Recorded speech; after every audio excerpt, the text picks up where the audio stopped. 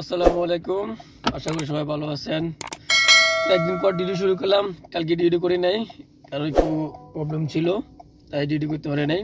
তো ডিউটি বাড়ালাম।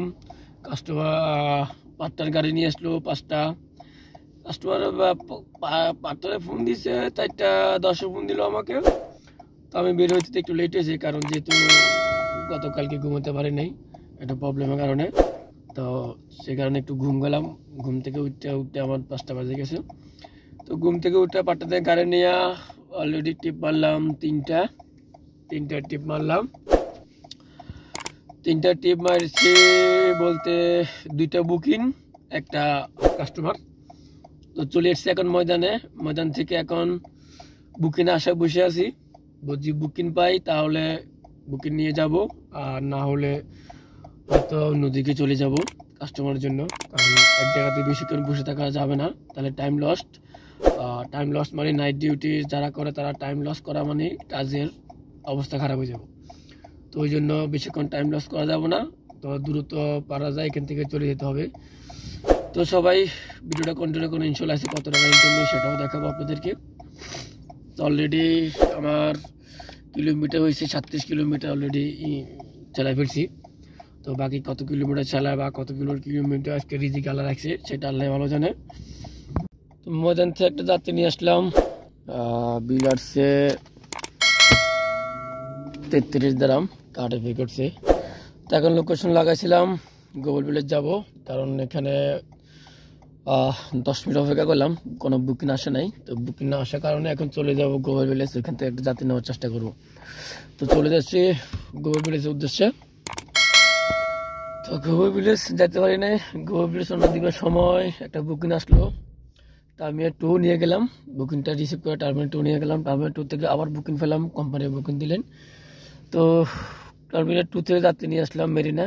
বিল আসছে 129 দিরাম 50 পয়সা। এখন হয়তো গোবর ভিলেজের উদ্দেশ্যে রওনা দিব ইনশাল্লাহ। তো সবাই ভিডিওটা কন্টিনিউ করবেন ইনশাল্লাহ।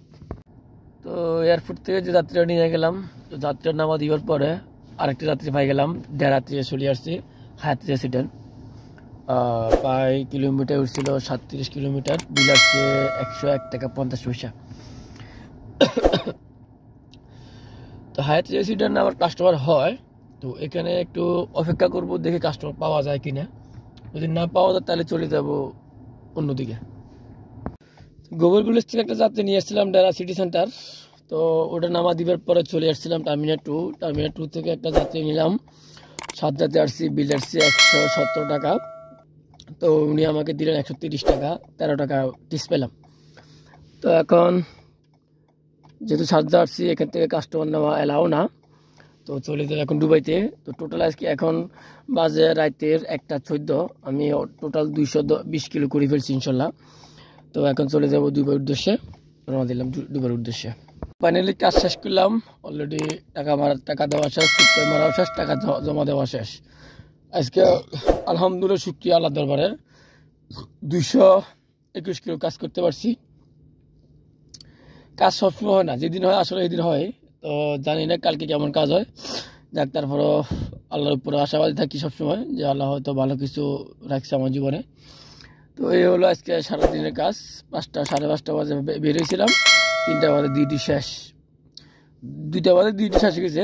তো এয়ারপোর্টে বসেছিলাম আরেকটা টিম মারার জন্য, হয় নাই। তো চলে আসছি, অলরেডি টাকা পয়সা জমা দিয়ে অলরেডি পাট্টারের গাড়ি দিয়ে দিব। এখন 3টা 5 বাজতে আছে, অলরেডি পাট্টারকে গাড়ি দিয়ে দিব।